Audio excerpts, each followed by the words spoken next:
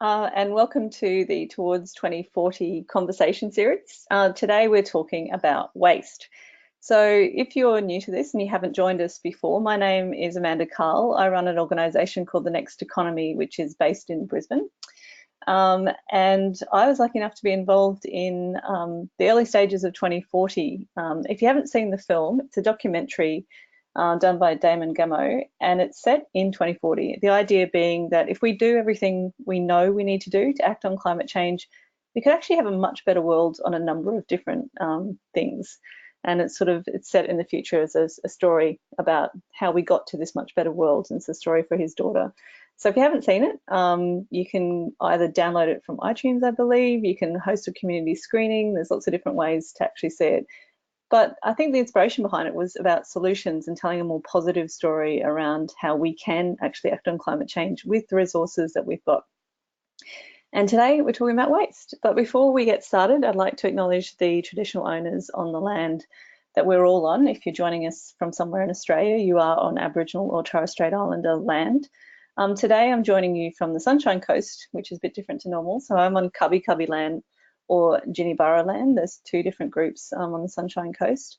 So I'd like to acknowledge their elders, past, present and emerging, and the fact that this land has never been ceded. So there is ongoing Indigenous sovereignty over this country.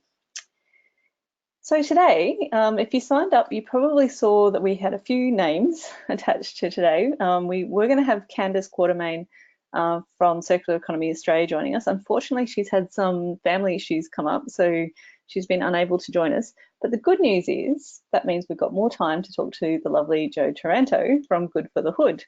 So welcome, Jo. Hi, guys. Thanks for having me, Amanda. So if you have seen the film, you're probably thinking, okay, waste wasn't a huge theme of the film, not directly. But it was touched on in lots of little different ways.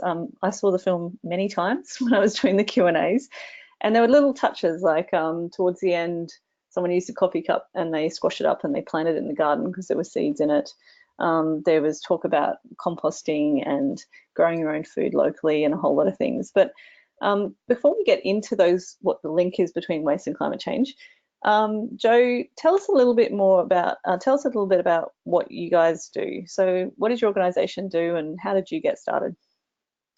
Great. I'm just going to also acknowledge that I am on Wallumattagal land today. I'm in Sydney, part of the Darug Nation, and yeah, I am on the pretty banks of the Parramatta River in Ryde, where I live.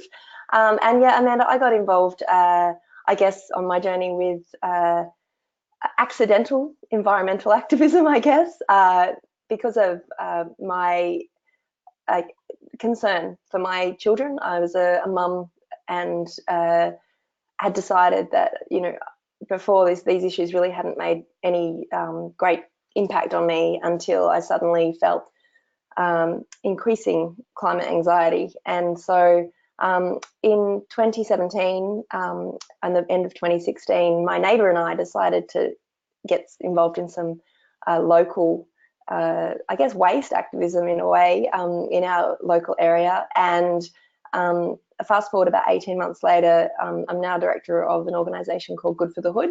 It's a social enterprise that helps other communities tackle not just waste, larger environmental issues, but primarily through waste.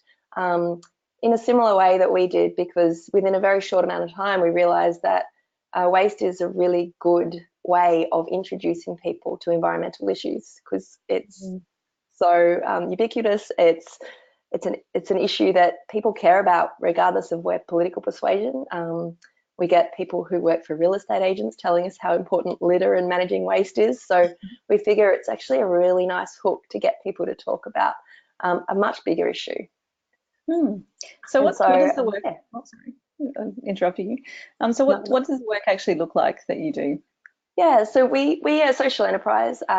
So we divert a percentage of the money that we earn back into either the organisation, communities that we work with, or other organisations which are tackling similar issues. We work with people on an individual level, community organisation, not-for-profits. We've worked with schools, we work with corporates and really large multinational companies as well. And all of them have a similar interest, which is always about people and planet. And so we bring together projects which help communities and also look at solutions to tackle issues around sustainability. So we've worked on concept designs for green spaces and community spaces. We've worked on tackling issues within schools for waste, from audits to litter to some really ingenious kind of reuse projects. We work with community groups, to set up community gardens and sewing groups to repurpose and make boomerang bags. Any project which we think ticks the category of people and planet, we get involved in. Oh, wow, that's amazing. So talking specifically about waste then, even though your remit's broader than that, I mean, where do you start? Because there's just so many different parts to that challenge. Can you break it down to us in terms of, the waste issue, like the different parts of that challenge for Australia? So I think for when everyone first comes into this space, and I guess I'll approach it from a personal journey first. For me, waste is really a reflection of a much bigger consumption issue that a lot of us come to terms with. I think a lot of parents in particular come to terms with once you realize how much waste just living simply creates these days. And so I think sometimes people see waste as synonymous with consumption, and that's actually just a reflection of how much we actually use to live on this planet. And I think the movie really captured the fact that our consumption habits at the moment are quite unsustainable. So we need to do things differently, whether we consume less or consume in a way that's different, or in economies that are different. So certainly consumption is a huge aspect of that. I guess we can't ever, to live is to consume. So we're never going to be able to rule out, the fact that we do need to eat and, wear clothes and have a roof over our heads. So the issue is then, what do we do with those products at the end of their lives? So we know that there are hierarchies about what you do with products when they're finished. And I guess the concern amongst people who are passionate about waste and resource recovery is that we too quickly, are looking to just throw it in the bin and go to landfill, instead of looking at some of the other ways that perhaps we could repurpose, reuse, and in fact, one of the more frequently discussed on just refuse items now as well. So when it comes to the production of certain products, can we simply say we don't need that to achieve the same outcome as we could? So I think it's about reframing out. So, and I think also, obviously, when we're talking about waste processing, then there's the whole gamut of issues that are associated with that. We know that waste becomes an issue when we can't manage it in an effective way. So certainly the issues we see abroad often come down to the fact that a lot of countries just don't have systems to manage waste well. And we are very fortunate in Australia that we do have systems that manage waste and remove it from our streets. But I think what's becoming increasingly obvious is that we don't always have the markets and economies here to create and sustain an industry and invest in an industry that perhaps needs it. So we've ended up with issues that have probably been slightly amplified in ways that are, I think, unfavorable, which is sometimes hard, because I'm seeing an increasing amount of people saying, what's the point of recycling? What's the point of putting things in the bin properly, because the system doesn't work? And I would refute that. I do think the Australian waste system does work, but I think it needs significant investment as well to improve it. Yeah, that's a big challenge, isn't it? And I think we forget how it hasn't actually always been like this. Like, there were actually more systems in place around certain products because they were valuable, or they were too expensive to produce in the first place. So, I mean, I remember as a kid with your milk bottles, you had to wash them up and put them outside to be collected. And living in other countries like Brazil, there were always people often living in poverty, but there was an industry around, the guy would come and collect rags out the front of the house, and there'd be someone else who would collect bottles, and there'd be somebody else who'd collect paper, and there were markets for those things. often a very exploitative way, but there were. So what changed? Like there has been something fundamentally that shifted in terms of the amount of packaging we use. It's not just that we consume a lot, Yeah. it's actually really hard to reduce and refuse that waste in a lot of ways. So how did that come about? Well, I think it's interesting because I think most people over the age of 30 have seen a shift in their lifetime. And I know people get quite nostalgic and paint, their childhood often in this sort of way. And I know it used to frustrate me when my parents used to do it about, you know, Sorry if I just us did poor that. children of the 80s. But I'm not but that it old. happens. Yeah, we're not that old.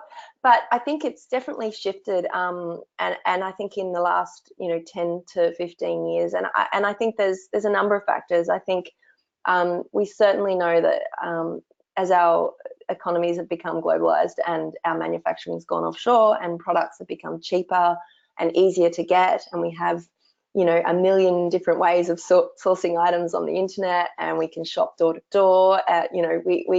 It's quite amazing how much stuff you can get very easily and very cheaply. And I think that has its benefits, but the impact of that is that these products have got to get to us somehow, and they're often packaged in ways which we don't even know until we get it, and we go, oh gosh, would we have even bought that product if we'd seen the way it was packaged up?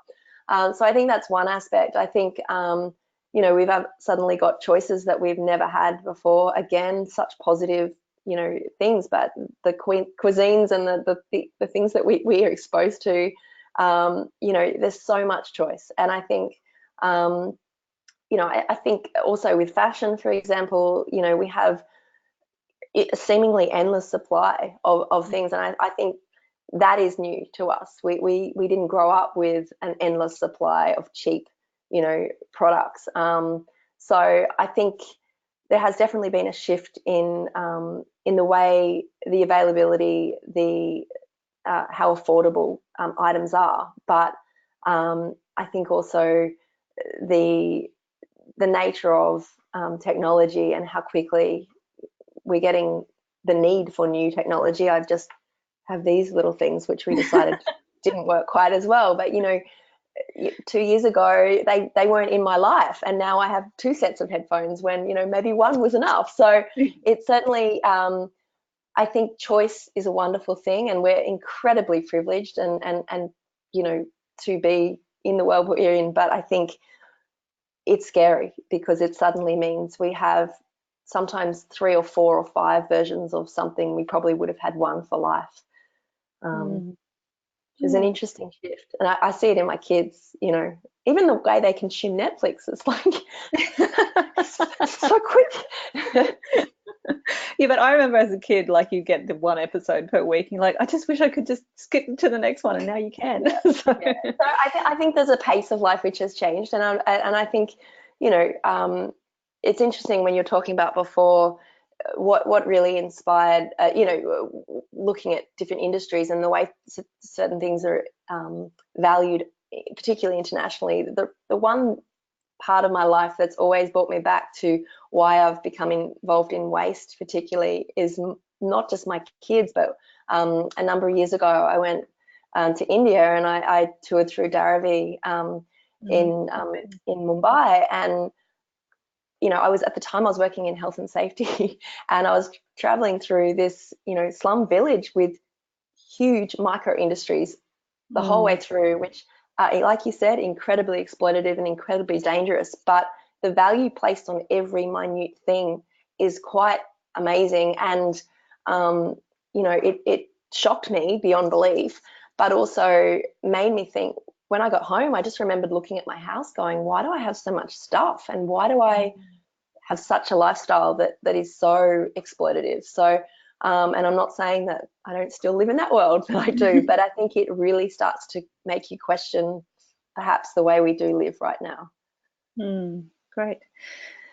Yeah, it's actually India that got me into climate change, actually. It was taking engineers around to quite remote spots where people would actually come up with their own energy solutions or water solutions or building solutions. And I came back to Australia after seeing solar panels in these remote villages in the foothills of the Himalayas, or in Dharavi, the informal settlement in Mumbai. And I went, well, this is 2008, 2009. Like, why aren't I seeing solar panels and huge solar farms and huge wind farms that I'm seeing in India and Australia when we've got better resources to Yeah. do that? So that's kind And of I what think, you know, we always know necessity is the mother of invention. And I think that that's to be said. I mean, if you don't have a waste system that's taking this waste out of your, you know, front yard or your off the bridge or off the road, if you don't have a way of making, you know, a way of living that can you can actually feed your children, you go looking for it. And I think that that's, you know, we live in a world where we don't have to seek out necessarily those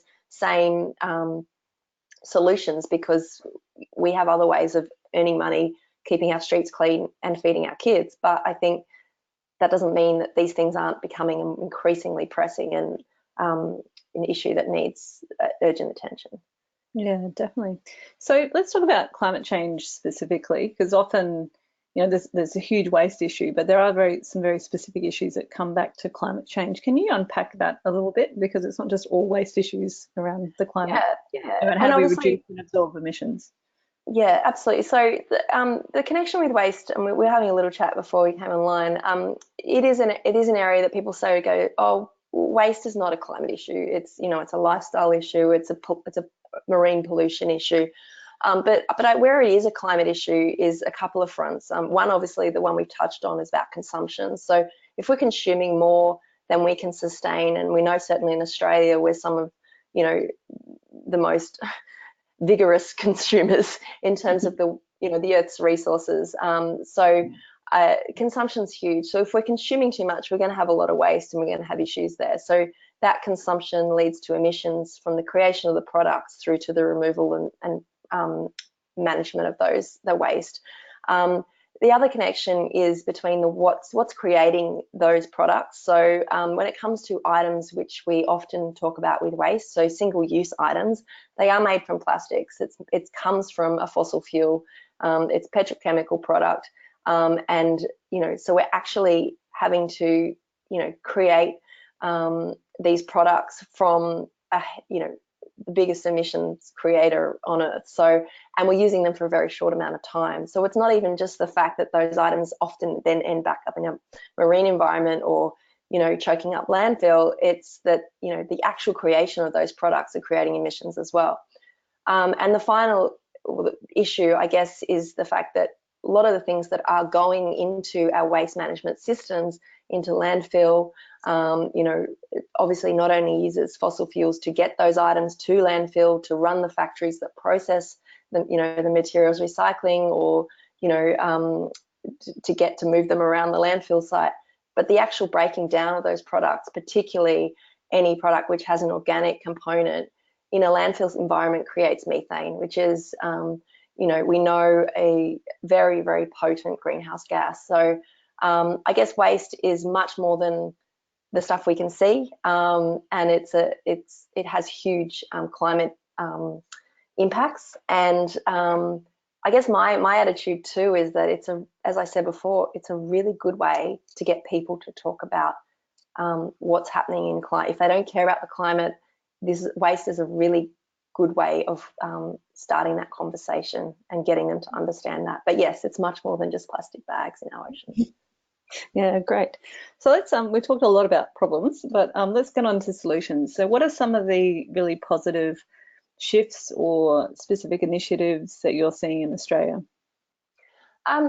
Yeah, there's some fantastic ones, and I mean, in Australia we're really lucky. We've got over 500 local government organisations so you know, our councils are the ones that pick up our bins and they manage our waste. So they are really at the forefront of, you know, looking at how they manage waste. You know, we know with Australia we have some very decentralised communities and very regional and remote communities. We also have heavily urbanised environments. So I think what I really like seeing, in particularly in Sydney, is that councils working together with each other to come up with solutions, and they've got in a position where they, you know, have immense, I guess, buying power when it comes to waste management. They also have immense influence when it comes to that. So I was pretty excited to hear recently that local government, New South Wales, declared a climate emergency as an organisation, which, you know, is over 20, 30 councils. So that was exciting to see that a local government organisation starting to have this conversation. Something I really like to see is councils like Penrith Council tackling food organics and garden organics. So you hear the word FOGO. So that means that they're not putting that food and that organic waste into landfill anymore. They're actually taking it out, processing it so that the methane isn't produced, and they're using it for fertilizers or products that can be have an ongoing life. It's not an easy waste solution, but the economics of that solution, and a lot of other councils do it as well. I know Shoalhaven does it. I think there's quite a number, and there are increasing numbers of processing plants for that sort of waste. And I think that will be something that all councils, if not should, will consider, because, as I said, the economics of that model really add up, and the impact of the emissions really add up too. So I guess I'm seeing an increasing amount of organisations tackling single-use plastics, which, you know, from a litter perspective and oceans protection is great. But as I said before, it's really great too, because what it's doing is reducing our reliance on plastics, which have been created from a, you know, incredibly polluting product and used for a very short amount of time. So I'm really excited to see how many organisations, businesses and communities have decided to go single-use plastic free. And really, it's only been in the last 10, 15, 20 years that we've decided we even needed half these products. Yeah. So it's just taking us a little bit of time to work through the slight inconvenience that we might feel initially. I really love seeing movements like Garage Sale Trail across Australia. I've done a little bit of work with them, and I think that they do a fantastic job of engaging communities about reuse. So they have communities all over Australia just getting people to talk to each other and talk about the reuse economy, and the fact that the items that are out there are still valuable, and that their end of life, you know, needs to be extended if we're going to tackle some of these challenges. I like seeing a lot of the community gardens that are out there, which help tell the story about how important it is to manage organic waste, but also grow food, and sharing that amount amongst the neighbours and people who live nearby. I was at one today, this morning, which is fantastic, out in Blacktown.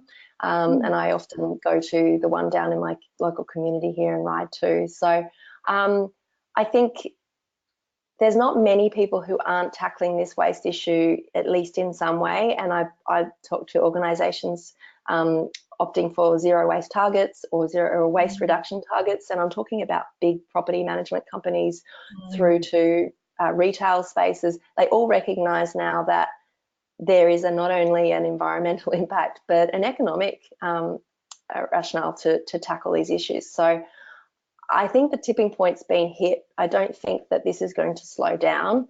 The solutions in some cases are already here, as we already know from the movie. There's a lot of the solutions that are there. Sometimes it's about, I guess, thinking creatively, or you know, working with organisations to get to the scale that we need quickly enough. So there's quite a lot of organisations who are tackling some of these issues who just have been overwhelmed by the need to take on some of these challenges. So, you know, but that's an exciting place to be. And I think there is an excitement amongst the waste industry and people who've been working in this space for a long time, because they see that people have recognised that we can't continue the way that we are. And it seems like the economics of it have shifted, like you'd said. So one of the interesting, so I have, there's two sides to me. I get excited by things like there's pop-up shops, like swap shops and things like that, actually working as business models now, where you can, you know, bring in clothes and swap them for something else. And the maker labs that are doing really interesting things around committing to a circular economy principle around energy, water use, materials use and producing things locally that then don't travel very far. on that end. But the other end was a circular economy lab meeting workshop that happened in Brisbane. So the Queensland government actually partnering with Qantas, I think, and like some of your biggest companies, and as well as small business and councils, to try and actually and committing to that circular economy principle of closing the loop on all of their resource use and putting some significant funding into it as well. And that's a game changer, because when you get the big players as well as all the little, the smaller community experiments happening, then you get some really interesting innovation happening. And I think the circular economy relies on that collaboration. You know, we hear it a lot, and I think that's what excites me too, because you can see why tackling waste and building community capacities go hand in hand quite often, especially when you look at circular economy principles. So it's pretty exciting place to be. And look, I think we all feel it. I think we all feel the climate anxiety and the concern that's there. But I feel an immense amount of hope and am so inspired and see the solutions in play. And I think, you know, we're not there, but I think we are on a really exciting path. And particularly with waste, I think, you know, we're not having to lobby in the same way. We've still got a lot of issues to face, but we're getting traction, which is exciting. Yeah, great. So we're going to go to questions in a minute from people who are listening online. But before we do, if just really practical advice for people who might be listening who want to get started. So Yeah. where can we go? So from a community or household level through to maybe people more interested in getting politically engaged, sort of what are the range of options? Yeah, so I would always start at home, even if you decided that, you know what, my issue is that I really want to lobby my local member. I'd still be looking at what you're doing at home first and foremost. You know, no one wants to be considered to be hypocritical, and that was my initial motivation, is that I want to tackle issues in my community, but I'm not going to go out there and tell people how to live until I've taken a good hard look at what I do at home myself. And I think that we know that no one wants, you know, we don't have to be perfect, but we certainly should be looking at the way we live in our own lives. A lot of people already do that, and so they're like, okay, what's next? Which is why we developed, at Good for the Hood developed a toolkit called the War and Waste Action Toolkit on the back of the season 2 of the show last year. For those people who've, you know, I've been doing some stuff at home. I think I've nailed this whole, you know, reusable cup thing, and I want to go and do something out with my local cafes. So, or, you know, businesses or council or local member, whatever it is. And so we laid out some really simple steps to take action, which is not only effective, but it's also positive, because we felt that we could see the weight of what's going on in the community and feel that it's really important to be inclusive, to be connect with the people who are out there who are already doing a lot of these things. And with enthusiasm can sometimes become you know, you can get this sort of urgency and zealousness, and I see a lot of people burn out, and also, you know, perhaps miss opportunities to work with some really cool people who are already doing great stuff. So so that's online. That's a really great place to start in your community. And then, you know, I think we're really fortunate to be so connected today that I would be going out and looking at what's happening in your neighbourhoods, in your city, and there's so many workshops, courses, activities, webinars, things that you can. So I would just be reading up as much as possible, going along to groups. There are so many communities, you know, from zero waste to, you know, swap meets to Community composting, community gardens, workshops through your local council, book launches. There's, you know, I love following quite a few, you know, some people online. You know, Erin Rhodes down in Melbourne, the Rogue Ginger. I follow B Johnson over in the US. You know, they're people who inspire you to just tackle those things in your own life. And then, yeah, so I think also joining, you know, other organisations which are tackling some of these issues too and supporting them. Don't need to reinvent the wheel and, you know, burn yourself out. There's a lot of amazing people doing some amazing projects, so great. join them. Yeah, and also donate as well, because there's a lot of really amazing little groups out there, and they also need funding as well as volunteer support to make them work. Yeah, We absolutely. might move to some questions, but if you think of any other practical examples or groups, specific groups that people can join, just throw them out there, and we'll try and post some of the links onto the website after Yep. with the recording, Yeah. which will go up tomorrow. It's usually a day later. That the lovely Bree is helping us with. Before we do, we did actually have a question from someone before the webinar, which is great because people are Amazing. engaged. Yeah, and it's from Andrew Cole, who's in Brisbane. And he's asking about something that actually I think about a lot around the kind of biofuel biomass waste to energy thing, which is often being put out there as a way to reduce greenhouse gases. But how do we do, there's different ways of talking about waste to energy, and there's sort of good ways and maybe not so good ways. So how do we make sure that, the waste to energy, how do we do waste to energy well? And then his specific question was, doesn't actually biofuel or biomass as a way to reduce fossil fuels, wouldn't this just release methane or CO2 in greater concentration in certain areas surrounding these power plants than what already happens? So does it actually eliminate greenhouse gases or not? Good question. In terms of the emissions reductions, I don't know specifically, but the reason I know that sometimes these technologies are considered is where perhaps the other alternatives are not as straightforward. So I think it's fine. I think it would obviously need to be a case-by-case basis that you consider these solutions. I certainly know that any economy that's looking at zero waste as a target across the board, energy from waste is often considered a solution. Look, my attitude on this is that it needs to be up to a community to make the decision which works for them. And the reason I say this is not just, obviously an emissions a component of that, is that there are communities in Australia that don't have access to landfill systems that work well, and that there's not significant infrastructure investment that's going to fix their issues that they face. Do I think waste to energy is Australia's solution or the world's solution? No, I don't. And I often think that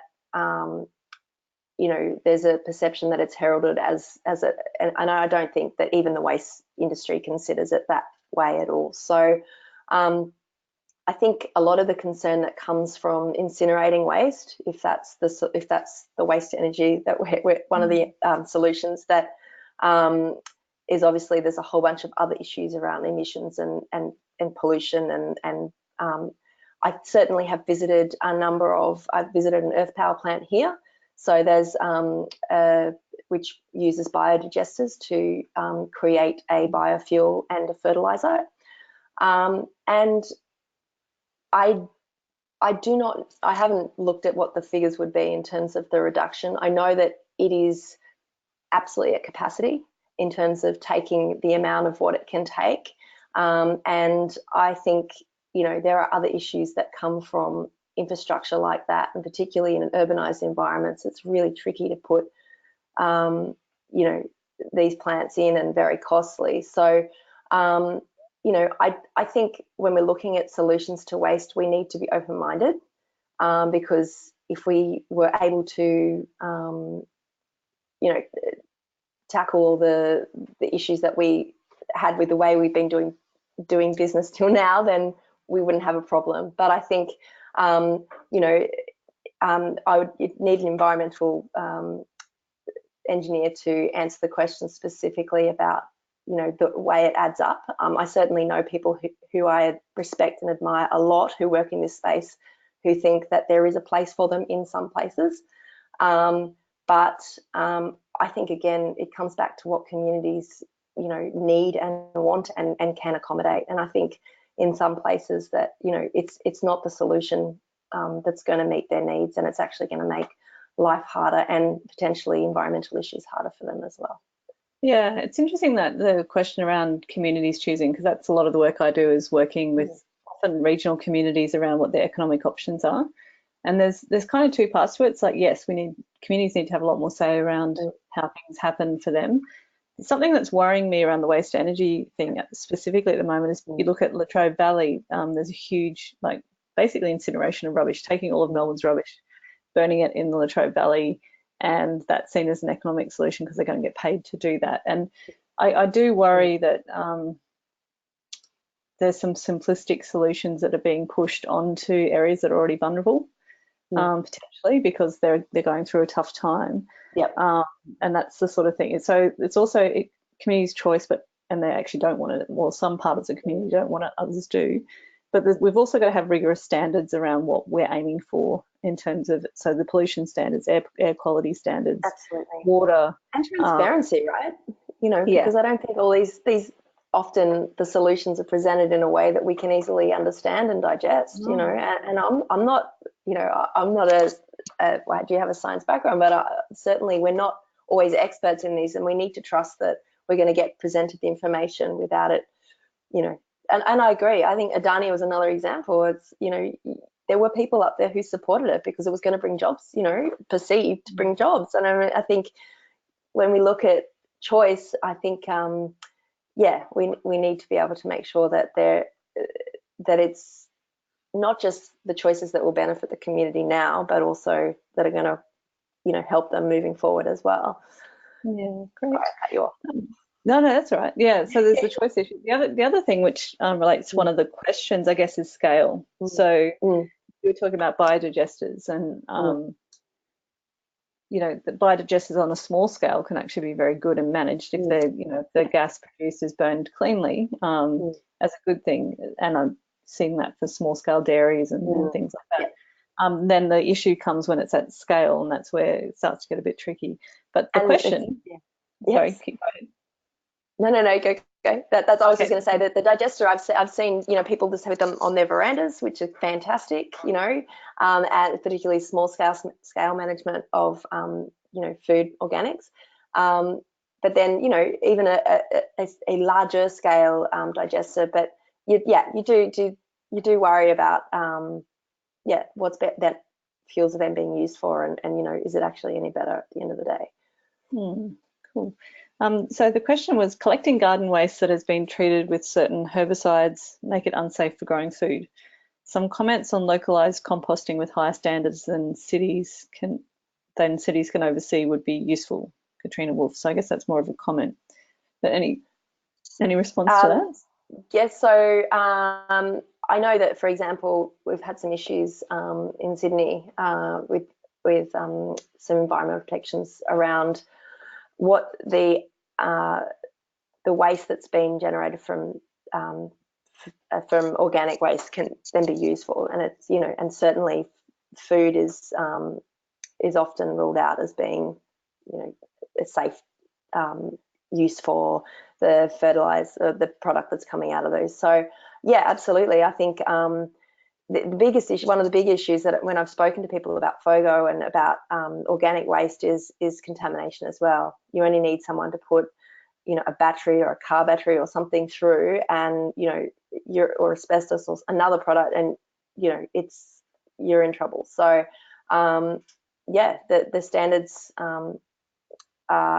it's certainly an issue that, especially on scale, and when you've got a lot, you know, high use from across, you know, Sydney, for example, something that is a huge challenge to manage. And I think it brings me back to the issue of systemic versus personal structural issues. So, you know, we need to educate communities and make it easy for them to use systems, and we also need to invest in the systems which are actually going to provide the solutions as well. Yep, great. Another one on a similar vein, we'll build on that, is I read that Victoria is looking at having 6 different types of bins to help with recycling and waste management. Perhaps this would be useful, as it can be confusing to decide in which bin some products should go. I would love to have a helpline to go to, actually. That's from Gary. And some other countries do that, don't they? They're, like in Europe, you'll see very specific. So this is a really interesting. I actually watched it on TV the other night, and it was a really interesting dialogue, and I thought it was a fantastic story. And then right at the end, someone said, well, what's the point of separating into 6 bins when we don't even recycle it? And I was like, no, you've just undermined the whole story of what we're talking about. So I guess it comes back to source separation versus separating it at a recycling factory. And so I agreed, source separation is wonderful, and it is the way when we're looking at a waste system, say within a school or a business, we always start with source separation. Get it right when you first put it in the bin, saves a lot of energy, saves a lot of effort. And yes, if we knew which bin to put things in, and I struggle still, that would be great. The issue with that is you need to have, first of all, a place for 6 bins, and they wouldn't be full wheelie bins. So it works well in Wales, for example, because they just have small, I guess, crates and boxes that they can get picked up. Obviously, the handling of that can be increased, you know, and it can work in certain communities. You must then have a recycling plant or factory that can take that stream. So if you're separating into plastics, you need to have just a plastics recycling plant, or it needs to go to one. So the issue in Australia, which has been articulated to me, is that, you know, some of the recycling factories that we have, or the facilities that we have, just aren't designed to source separate or to deal with certain streams in, you know, the way that we potentially need them. But the benefit of having such clean streams, and this is the reason that, for example, container deposit schemes are really successful, is that you're dealing with one stream of waste and you're not getting paper mixed in with it, you're not getting glass in with your plastic, you're not getting, you know, organics and mixed in with it something else. So it is a much cleaner stream. What that provides is a higher quality commodity at the end, which has a better price, therefore it's more highly favoured, and, you know, we've got a better market for it. So I love the idea of 6 bins, but I certainly know that in some places it may not suit every community and every area, and we certainly need huge amount of investment. And I know there was some pushback from, I think, the Ratepayers Association saying that, you know, what a ridiculous thing. And I'm like, well, you know, it'd be great to think that the money that we're paying for our rates was also helping, you know, manage waste and the environment as well. I think that would be, nice to think. And also the fact that that could be seen as an investment for local councils, because over the last couple of years I've been working with regional councils, and in that time China deciding it wasn't going to take those materials from Australia, import the recycling anymore. It was interesting to see how the dialogue went very quickly from, oh my God, this is going to be a huge problem, how are we going to manage it, to how do we turn this into an economic opportunity. So a lot of councils are now across Australia experimenting with, you know, developing composite materials, processing glass and rubber in the local area, and looking at alternative markets for that, or alternative products that they can use for that. So not saying that just money is the solution, but it's how we think about it as an opportunity for investment that then shifts Absolutely. The way we have that relationship with the material all the way along. Absolutely. Ultimately, waste is resource recovery, and if there's a resource there that has an economic value, it won't be going into landfill. We will be using it. So, and I think we know that. Absolutely, it's almost like that, you know, necessity kind of driving innovation, really, which is fantastic. Great. Oh, we've got lots more questions. Okay, let me go through them. Let's go. Here you go. Do you think a law should be passed on the extermination of unrecyclable plastics and instead use biodegradable plastics made of seaweed or something? And if so, how could we speed up the creation of this law within government? They seem to take forever to decide things. That's from Jeffrey McCosker. Jeffrey, I hear your pain. Look, I think I agree. I actually think that we have much stronger restrictions on what can be used for packaging. I think the challenge is obviously a lot of what we're getting is coming from, you know, from overseas. And to be honest, even in Australia, we really don't have, you know, the sort of standards on our packaging that we require. Anyone can put any recycled symbol on anything. It doesn't mean that it's recyclable in Australia. You know, So you can see a number on there with a recycling symbol. Does that mean that we can recycle it in Australia? No. Polystyrene has a recycling symbol on it. It's not recyclable in most, it is up in the Northern Rivers, and there are some, but in most councils, and you know, council to council, when you go around and you say, oh, can I put number 4 in here? And what are you guys taking 7? And it doesn't necessarily, just because it is recyclable, doesn't mean that it's recyclable in your council area. So how I do people agree. find that out? Sorry. Sorry to interrupt, but just I wanted to capture that. So if people, how do people figure that out? So you go to the source of truth, which is your council. If you cannot find the information on their website, call them, send them an email, ask. So they will be able, often they'll be able to, if they can't answer it directly, and most of them are pretty good, most of them will have a guide on there saying, you know, yes, this, no, that. There's actually a really cool app called Recycle Smart as well, which has some basic information. And if your council's a member of that service, then they can customize the information there. But it is so needed that we have a really simple way to do this, because I think even the passionate people who care about it struggle, and recycling is tricky and it's complicated. So Jeffrey, do I think we need to outlaw unrecyclable plastics?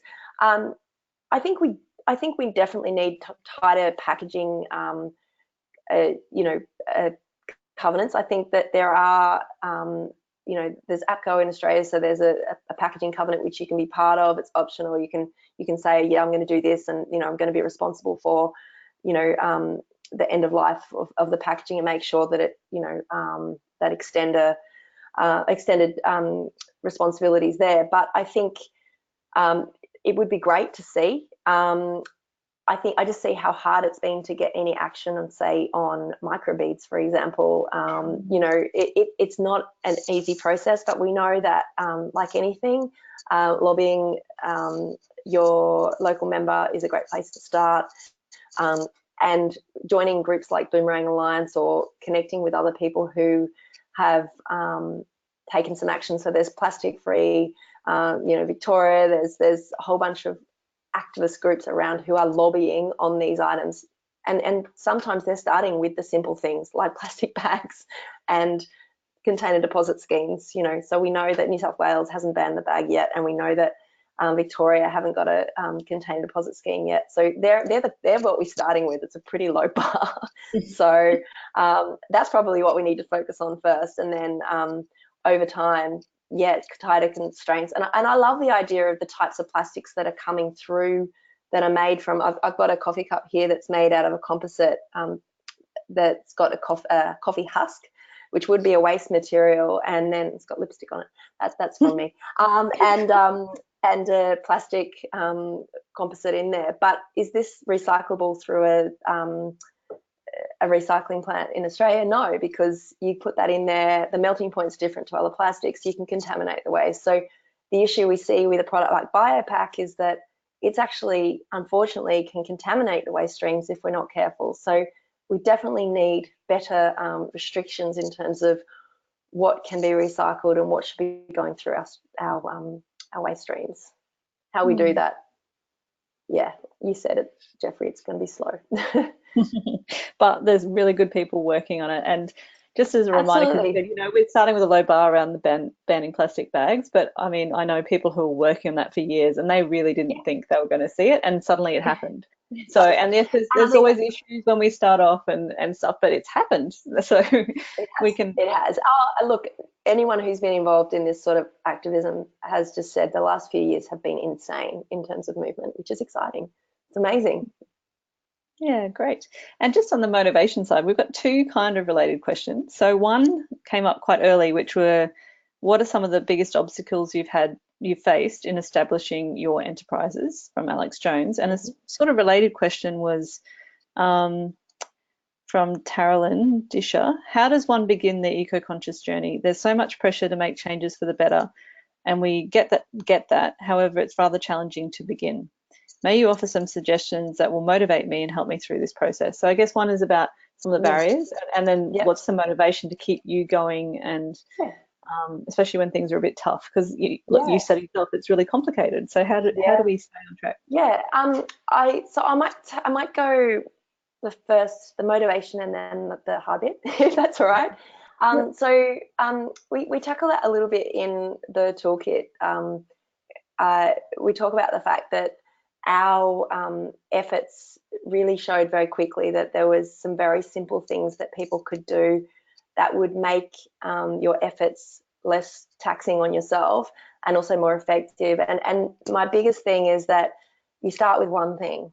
Don't try and tackle everything. Please just start with one. And I've actually seen people come to me and go, you won't believe what I've done. I've ripped my whole house apart and I've changed everything about the way we live and we've become vegan. And I'm like, just calm down, because you're going to get it. You know, some people love that, but I really think there's a lot to be said for just taking one step at a time and going slow, because this is not, it's not a sprint.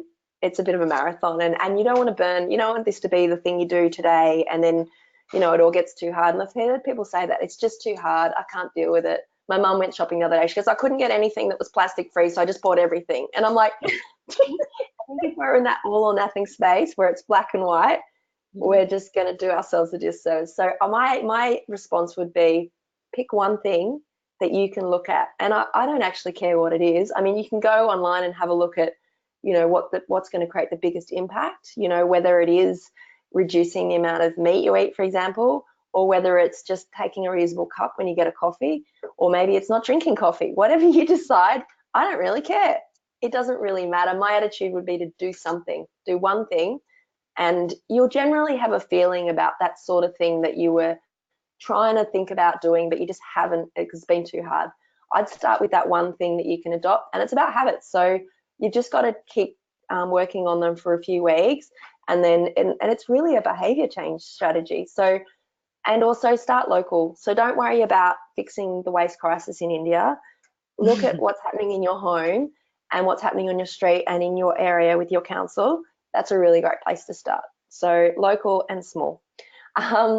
What's the biggest challenge when it comes to what we work on? And also, I guess, running a business is just what any other business struggles with. It's just time. It's the juggle. Sometimes, to be honest, in terms of selling what we do and trying to get people to work with us, that hasn't been a challenge at all. I think the timing of what's happening is right for people to look at working with not only social enterprises. There's a real appetite for that at the moment, but just networking really hard and connecting with people on this issue, and people, you don't have to sell the why to people so much. And I think also, because I'm so passionate about this issue and it's something that fulfills me, I work really hard on it, and sometimes I don't even realize that, you know, I've done crazy hours. And Amanda, you're probably the same. No, I can't relate at all. You do it because it's something like Sunday afternoon. Yeah, I'm not working on it. So, you know, I think but it sustains you as well. And I think self-care is incredibly important for both those questions, is that you need to look after yourself as well. Because again, it's a marathon, not a sprint. That's a really good place, I think, to probably pause on, because actually next conversation we're going to be talking about women's rights and the links between actually if we actually acted on a lot of the gender issues, how that actually has a flow-on impact to climate issues. But the one after that, so our December one, which will probably be, haven't set the date yet, early to mid-December, we're going to be talking about self-care, and having Psychologists for a Safe Climate join us and talk about, you know, how do we look after ourselves through all this, especially when some of the challenges seem so immense and so beyond our control, that we actually can stay engaged for that marathon. So that's a really good point, I think, to end on. Jo, thanks for joining us. I'm kind of, in a way, a little bit happy that we only had you on the call, because we could go a lot deeper into some of the issues. Can talk. I know. Just imagine how frustrated you would have been with just 10 minutes. So thank you so much. And thanks for all the questions. I'm sorry I didn't get to all of them, but thanks for the engagement with everybody. And stay tuned. If you've got something you want to, send through to Good for the Hood, go for it. We take questions. You know, I'll answer them tonight. I've got nothing else to do. Except for a couple small children. If you haven't already, check out Good for the Hood and the toolkit and all their website. They've got lots of things on there, and we'll post some of the other things that Jo talked about during the call onto the website tomorrow. please share the recordings because it's great that we're getting a lot more people engaging with the recordings after the call, and send it out through whatever social media you use. And hopefully we'll see you all on the next call, which will be talking about gender and climate change issues. So thanks again, Jo, for joining us, and good luck Thanks a with your lot, work. guys. Yeah, thank you. See you later. Bye.